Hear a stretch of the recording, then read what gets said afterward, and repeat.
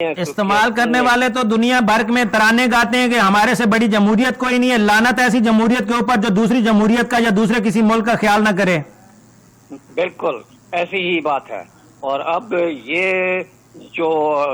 فتنہ الخارج تو اس کا نام دے دیا، پھر ہندوستان کو بھی فتنہ دے دیا، تو یہ بھی ایک بہت بڑا ایک فتنہ ہے جو ہمارے نارتھ ویسٹ میں جو یہ ملک افغانستان جو یہ بیٹھا ہوا ہے، جو یہ رجیم ہے وہاں کی، میں افغانیوں کو نہیں کہوں گا، یہ جو ایک رولنگ رجیم ہے یہ جو ہے یہ بک چکی ہے، یہ اب انڈیا کی اور اسرائیل کی یہ پراکسی بن چکی ہے، یہ انہی کے اشاروں پہ یہ ناچ رہے ہیں اور یہ خونی کھیل جو ہے وہ یہ کھیل رہے ہیں، لیکن ان کا انجام انشاءاللہ یہ برا ہوگا۔ فیصلہ ہو چکا ہے، یہاں پر تو ہر ایک کو ہم صفایا کر رہے ہیں، اب پھر دیکھتے ہیں کہ ان کا بھی پھر ہم کیا بندوبست کرتے ہیں۔ بریگیڈیئر صاحب، آپ کا تو زیادہ ٹائم جو ہے وہ انہی مصیبتوں سے لڑتے ہوئے گزرا ہے، آپ بتائیں کہ یہ گراؤنڈ ریئلٹی میں ہم کیسے اس کو چیز کر سکتے ہیں، کیونکہ اب جو بھی افسران بیٹھے ہوئے ہیں یہ آپ کے تو سارے جونیئر ہیں، ان کو آپ کو ٹپس ہی دے دیں کہ اس طرح کی جو سیکیورٹی تھریٹس ہیں ان سے کیسے نپٹا جائے۔ میں نے آج ایک بڑا ایک مفصل ایک اپنا مضمون آرٹیکل یہ لکھا ہے، جس میں میں نے اس کی تہ بھی بتائی کہ یہ کیا ہوا، کیسے ہوا، کیوں ہوا، اور اب ہم نے وے آؤٹ ہمارے لیے کیا ہے کہ ہم اسی طریقے سے وہ حملے کرتے رہیں گے اور ہم ان کو مارتے رہیں گے، یہ جو ہے اس کا جو حل نہیں ہے۔ ہم نے اس کو ایک دیر پا اور long mid term, short term اور لانگ ٹرم اسٹریٹجی بنا کے ایک مکمل پالیسی کے لحاظ سے جو ہے ہم نے ابھی آگے قدم بڑھانا ہے، کیونکہ یہ جو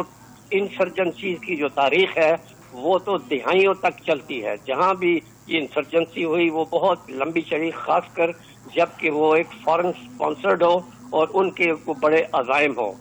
یہ جو ٹیررزم ہے یہ کبھی پھل پھول نہیں سکتی جب تک ان کے پاس سیف بیسز نہ ہو، ان کی فنڈنگ نہ ہو، ان کو ملٹری اکوپمنٹ نہ دیا گیا ہو، ان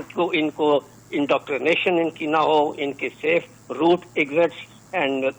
انلیٹس جو ہے وہ نہ ہو، اور اندر جو ہے ان کے پاس جو ہے نا سہولت کار نہ ہو۔ یہ تمام چیزیں ہیں جن کو ہم نے ابھی ٹیکل کرنا ہے۔ یہ نہیں ہے کہ صرف وہی دہشت گردوں کو کرنا ہے، جو سہولت کار ہیں میری نظر میں وہ زیادہ خطرناک ہے، they are snakes in the grass. بالکل جی، آستین کے سانپ ہیں، وہ ہمارے ساتھ رہتے ہیں، ہمارے ساتھ کھاتے ہیں، ہمارے ساتھ پیتے ہیں، ہمارے ساتھ تمام خوشیوں غمیوں میں شامل ہوتے ہیں، لیکن وہ ہڈن طور پہ ان بے غیرتوں کا ساتھ دے رہے ہوتے ہیں جنہوں نے ملک کے خلاف حرکت کرنی ہوتی ہے۔ کئی ایسے واقعات یا کئی ایسے معاملات سامنے آ چکے ہیں جس میں ہم نے دیکھا کہ جو سالوں 3 4 سال 5 سال سے تعلقات میں رہے وہی والے دہشت گرد نکلے، اور اس کے بعد وہ جو سہولت کار تھے ان کو پتہ ہی نہیں ہوتا تھا۔ ان کے لیے آپ کیا کہیں گے، کیسے ان کو تربیت دی جائے کہ کم از کم اپنے دشمن کو پہچانے؟ آپ نے ان کو ساتھ رکھا ہوا ہے، اگلے دن آپ کو پتہ چلتا ہے ہمیں تو پتہ نہیں، یہ تو ہمارے ساتھ رہ رہے تھے، مہینوں سے سالوں سے رہ رہے تھے۔ جی بس اب یہ دیکھیں کہ ہمارے یہ جو 2 پروونسز ہیں، کے پی جس میں فاٹا بھی شامل ہو گیا ہوا ہے، اور بلوچستان، جہاں تو بہت عرصے سے جو ہے یہ کام یہ ہو رہا ہے، انسرجنسی یہ ہو رہی ہے، اور یہ آہستہ آہستہ پنپتے جو ہے اب اس حال پہ پہنچا ہے کہ جو ہے وہ جو ٹیررزم کی جو ہم نے کمر توڑ دی تھی 2018 میں، وہ دوبارہ جو ہے اس میں ایک طاقت پیدا ہو گئی ہے، کیونکہ اس وقت جو انڈیا جو ہے وہ زخم خوردہ ہے، جو وہاں کی جو افغان رجیم ہے وہ بھی زخم خوردہ ہے، کیونکہ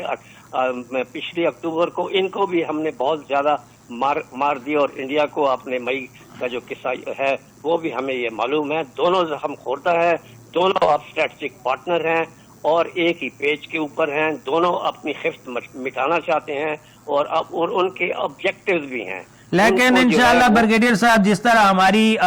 سیکیورٹی فورسز مصمم ارادے کے ساتھ پختہ ایک کوشش کے ساتھ لگی ہوئی ہیں، وہ انشاءاللہ اس تمام تر سینیریو سے نکلیں گے اور ہم انشاءاللہ فتح یاب ہوں گے، اور سچ نے امن لانے کے لیے اسلام نے ہمیشہ فتح یاب ہونا ہے، یہ ہماری اکائی بھی ہے اور ہمارا اسلام بھی یہی کہتا ہے۔ بریگیڈیئر صاحب بہت شکریہ، آپ نے اپنے قیمتی ٹائم سے ہمیں نوازا۔